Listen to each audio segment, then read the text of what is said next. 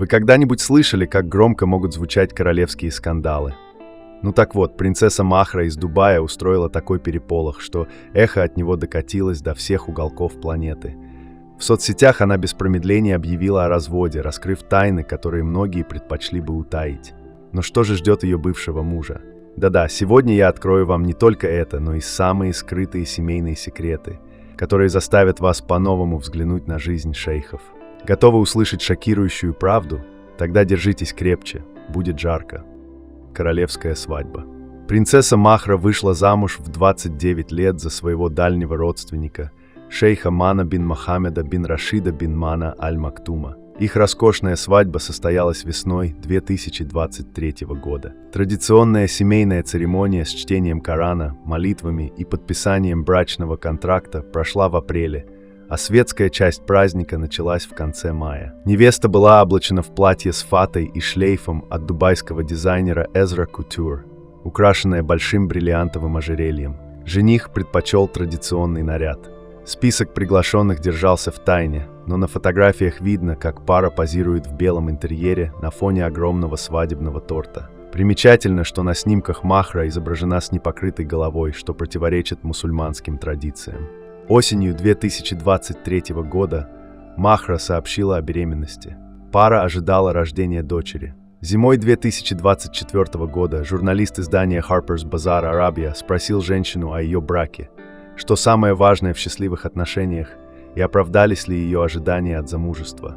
«Я замужем сравнительно недавно, поэтому не могу судить о длительном браке. Но я думаю, что находиться рядом с человеком, который амбициозен и одновременно поддерживает ваши устремления, это важный фактор успеха в браке. Различия во взглядах – это естественная часть отношений, и они могут сближать вас с партнером», – ответила Махра. Королевский развод.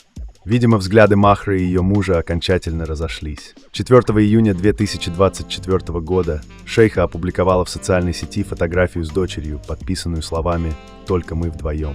Тогда уже появились первые подозрения о проблемах в семье. А 17 июля этого же года произошел настоящий скандал. Махра разместила пост, где на черном фоне написала сообщение мужу о завершении их отношений, намекая на его измену.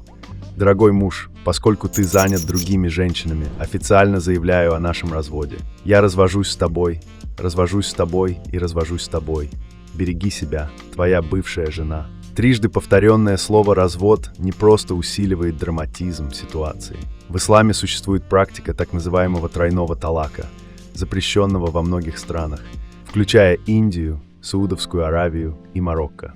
Согласно этой практике, мужчина мог развестись с женой, трижды произнеся или написав слово «талак», что переводится как «развод». Считалось, что после этого женщина могла вернуться к мужу через определенный промежуток времени. Однако среди женщин в ОАЭ такая практика не применяется, и для официального развода необходимо пройти процедуру хулы, подав заявление в суд. Заявление правителя Дубая на решение дочери. Решение Махры, дочери шейха Мухаммеда аль-Мактума, расторгнуть брак с шейхом Мана бин Мохаммедом бин Рашидом бин Мана аль-Мактумом оказалось неожиданным для многих, особенно учитывая, что прошло всего около года после их свадьбы. Эта новость вызвала значительный резонанс как в Дубае, так и за его пределами, особенно на фоне недавнего рождения дочери пары. Сообщается, что Мухаммед незамедлительно предпринял шаги в отношении своего зятя Мансура. Если бы Мансур не был его родственником, последствия могли бы оказаться гораздо более серьезными. Правитель Дубая запретил своему бывшему зятю въезд в Эмираты. Махра выразила глубокую благодарность своему отцу за поддержку в этот сложный период. Многие ожидали, что Мухаммед накажет Махру, но вместо этого он полностью поддержал ее решение. Хотя такое поведение совершенно не характерно для члена королевской семьи, Мухаммед продемонстрировал понимание и сочувствие к ситуации своей дочери. Твердое решение жить без мужа. В момент, когда все предполагали, что принцесса займется исключительно воспитанием ребенка, она объявила о своем решении развестись. Став матерью, она подчеркнула, что ее основной задачей теперь будет ведение независимой жизни. Это решение вызвало широкий резонанс, поскольку оно противоречило традиционным ожиданиям от женщин в королевских домах, где они часто сталкиваются с предательством, жесткостью и недостатком защиты. Будучи дочерью правителя Дубая, Махра не собиралась терпеть поведение своего мужа. Ее возмущало, что он уделял время другим женщинам, пренебрегая ею, хотя в их мусульманской стране полигамия разрешена для мужчин. Она заняла твердую позицию и открыто выразила свое недовольство. Женщины по всему миру восхищались ее смелостью. С самого начала Махра осознавала, что материнство – это нелегкий путь. Она делилась фотографиями, показывающими ее тесную связь с дочерью, и в своих постах выражала свою благодарность и эмоции, связанные с этим новым этапом в жизни. Она использовала такие слова, как «восторг» и «твердость», чтобы описать глубину своих чувств.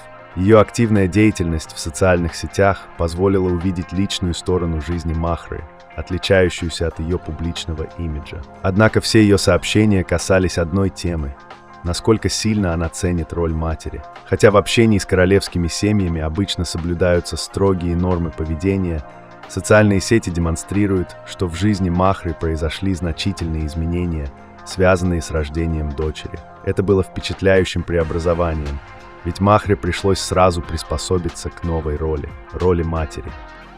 Кто такая Махра бинт Мохаммед бин Рашид аль-Мактум? Махра бинт Мохаммед бин Рашид аль-Мактум родилась в 1994 году и получила имя Кристина. Ее родителями были один из самых богатых людей Объединенных Арабских Эмиратов, представитель королевской семьи Мохаммед бин Рашид аль-Мактум и гречанка Зоя Григоракос. Официально они не были женаты. По слухам, шейх заключил с европейской женщиной миссиар, временный союз, дозволяемый суннитским исламом. При этом у него уже было несколько официальных жен. Вскоре после рождения дочери Григоракос вернулась в Лондон вместе с ребенком. Первые годы Кристина провела с матерью в британской столице, а затем они переехали в Грецию. Девушку воспитывали как христианку, окруженную атмосферой европейской свободы. Отец, судя по всему, не настаивал на ее переходе в ислам, но обеспечивал финансовую поддержку. Все изменилось, когда девушке исполнилось 16 лет. Тогда Кристина неожиданно перебралась жить к отцу в Дубай, приняла ислам и взяла себе имя Махра. Отец предоставил ей королевский титул. После принятия ислама Махра училась в Великобритании, где получила диплом специалиста по международным отношениям. Затем в Дубае она окончила государственную академию, основанную ее отцом. Махра стала известной личностью в Дубае. Несколько лет назад она попала в десятку самых красивых женщин Востока. В начале 2024 года она появилась на обложке журнала Harper's Bazaar Arabia, дав изданию интервью. В нем она рассказала о том, каково быть примером для женщин в ОАЭ и по всему миру, о своих греко-арабских корнях, о беременности и стремлении защищать права женщин в ОАЭ, при этом сохраняя уважение к традиционным ценностям. Бывший муж Махры. Шейх Мана бин Мохаммед бин Рашид бин Мана аль-Мактум – личность, окутанная ореолом загадочности. О нем известно не так много, но его достижения и связи вызывают интерес. Шейх служил в вооруженных силах Арабских Эмиратов и получил образование в Американском университете в ОАЭ, где изучал вопросы безопасности и управления рисками. Он является сыном шейха Мухаммеда бен Рашида бен Мана аль-Мактума и шейхи Мадии бинт Ахмед бен Джума аль-Мактум. Мана известен своими благотворительными проектами и интересом к философии. Его жизнь тесно связана с конным спортом и лошадьми. Возможно, именно благодаря общему увлечению он встретил свою жену Махру. В дополнение к своей личной жизни, шейх Мана обладает значительным богатством и влиянием. Он владеет рядом успешных компаний, включая Al-Barada Trading, Dubai Tech, GCI Real Estate и другие. Среди его партнеров по бизнесу можно найти известных личностей из мира спорта и развлечений, таких как теннисист Новак Джокович, футболист Артуро Видаль и блогер Эндрю Тейт. Кроме того, у шейха есть связи и в России. Он присутствовал на открытии русского ресторана «Новиков Кафе» в Дубае, что свидетельствует о его интересе к культурным событиям за пределами Объединенных Арабских Эмиратов. Смотрите далее, и вы узнаете, какие страшные семейные тайны скрываются за воротами королевского дворца.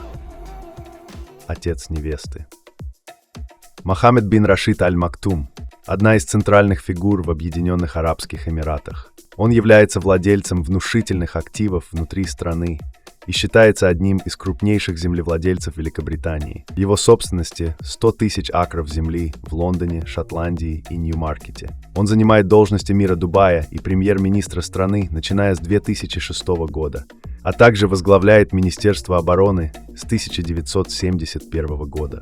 Лично он курировал реализацию множества международных бизнес-проектов, которые способствовали трансформации экономики Дубая. В частности, его заслуга в создании самого высокого здания в мире, небоскреба Бурдж-Халифа, считается значительным достижением. Мохаммед не чужд западным ценностям. В 1960-е годы он обучался в Кембридже, часто посещает Европу и сегодня. В 2006 году он утвердил закон о формировании дубайского учреждения по развитию женщин, которое занимается продвижением женщин, помогает им получить образование и занимать высокие должности в ОАЭ, а также ведет борьбу с проблемой гендерного неравенства. Тем не менее, несмотря на внешнюю либеральную политику, репутация Мохаммеда далеко не идеальна. Женщины из его окружения вряд ли назвали бы его защитником женских прав. Во-первых, неизвестно точное количество его жен. Впервые он женился в 1979 году на своей двоюродной сестре Хинд бинт Мактум аль-Мактум.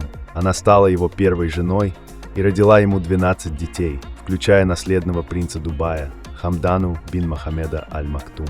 В 2004 году Мохаммед вступил в брак с принцессой Хайей бинт аль-Хусейн, сводной сестрой нынешнего короля Иордании Абдаллы II.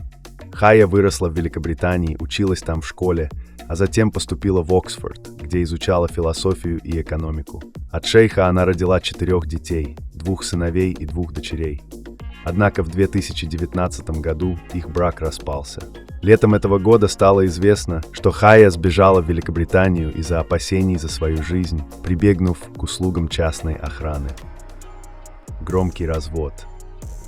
Шейха Хайя подала на развод в Великобритании, и дело получило широкое освещение в СМИ. В ходе судебного процесса адвокаты Мохаммеда обвинили принцессу в связи с телохранителем Расселом Флауэрсом. Якобы Хайя дарила любимому человеку дорогие подарки, включая ферму, автомобиль и коллекцию оружия. Однако судебное разбирательство завершилось тем, что шейх Мохаммед выплатил своей бывшей жене огромную сумму – 554 миллиона фунтов стерлингов, а также лишился родительских прав на 2 младших детей. Судья постановил, что шейх Мохаммед применял чрезмерное домашнее насилие к своей официальной 6-й жене, и теперь ему запрещено угрожать ей или их общим детям. Поэтому принцесса самостоятельно занимается воспитанием Джалила и Заеда. Что касается бывшего мужа, ему запрещено приближаться к ней, так как в 2019 году она получила должность в посольстве Иордании в Великобритании и теперь пользуется дипломатическим иммунитетом. Опасения Хайи имели основания. Незадолго до этого она видела, как 2 падчерицы пытались сбежать от отца. Считалось, что именно вопросы о Латифе и Шамсе привели к проблемам Хайи. Она обнаружила под подушкой пистолет, как знак угрозы. Но опасения были реальны. Одна из падчериц пропала, а другая едва избежала смерти. Неудавшийся побег принцессы Шамсы. В 2000 году 19-летняя Шамса впервые обратилась к своим родственникам в Лондоне с просьбой освободить ее от опеки и контроля. В письме она жаловалась на то, что отец запретил ей посещать университет, и призналась, что задумывалась о самоубийстве. Мать узнала о ее планах, но Шамсе все-таки удалось сбежать из поместья в английском графстве Суррей, где семья отдыхала летом, и похитить Range Rover. К сожалению, спустя 2 месяца ее нашли в Кембридже. Из заключения она каким-то образом связалась с полицией и рассказала о случившемся. Полиция несколько раз начинала расследование по поводу исчезновения Шамсы, но дворцовые власти препятствовали расследованию. В итоге девушку так и не смогли отыскать. Позже появились слухи от свидетелей, утверждавших, что Шамсу удерживали в заключении 8 лет, подвергали пыткам, избиванию и принудительному лечению лекарствами. В 2018 году представители дворца выпустили заявление, опровергающее эти утверждения, отметив, что Шамсу любят, заботятся о ней и балуют. Однако с 2016 года ее не замечали на публике. Побег принцессы Латифы. Подобная история произошла и с младшей сестрой Шамсы Латифой. Первая попытка уйти от отца, предпринятая 16-летней Латифой в 2002 году, закончилась неудачно. Девушку задержали на границе между ОАЭ и Оманом и вернули домой. По словам самой Латифы, следующие 3 года она провела в тюрьме по распоряжению отца. Однако ни угрозы, ни страдания не заставили ее отказаться от своих планов. В 2018 году Латифа, заручившись поддержкой своего тренера по КПР Тиины Юхи Айнен, смогла пересечь сухопутную границу ОАЭ. Затем она села на яхту, но судно захватили арабский и индийский спецназ возле берегов Гоа. После этого ее на вертолете доставили обратно в Дубай, где подстригли наголо и посадили в тюрьму Аль-Авир на 3 месяца. В этом же году принцесса Хая, которая тогда еще состояла в браке с Мохаммедом, попыталась улучшить репутацию своего мужа, узнав о судьбе Латифы. Она встретила девушку, пригласила врача провести осмотр, а затем устроила встречу с президентом Ирландии Мэри Робинсон. После разговора Робинсон публично заявила, что Латифа не в себе. Хая продолжала поддерживать контакт с Латифой, но в начале 2019 года Мохаммед предупредил жену, что ей лучше воздержаться от вмешательства в чужие дела. Вскоре после этого она сама ушла. Детали побега Латифы стали известными благодаря 40-минутному видео, которое она сняла и которое BBC показала в 2021 году. Она записала обращение из Дубая, находясь в вилле под постоянным надзором вооруженных охранников. После развода с Хаей вокруг освобождения Латифы поднялся общественный резонанс. Судьбой девушки заинтересовались СМИ и правозащитные организации. В 2021 году сторонники заявили, что Латифа свободна. В сети появилась ее фотография из Исландии, но голландские правозащитники выразили сомнения в подлинности этого снимка. Богатство не спасает от разбитого сердца и надежд, так же, как и то, что позволено одним, недоступно другим. Будем надеяться, что судьба Махры будет более счастливой, чем ее сестер. А теперь, друзья, я хочу вам сделать очень интересное предложение. У вас есть уникальная возможность стать частью нашей команды. Если вы владеете навыками видеомонтажа, можете озвучивать ролики на русском, английском и других языках, или же пишите интересные сценарии. Мы будем рады с вами поработать. Пишите в нашего Telegram-бота, ссылка в описании. На сегодня это все. Всем пока!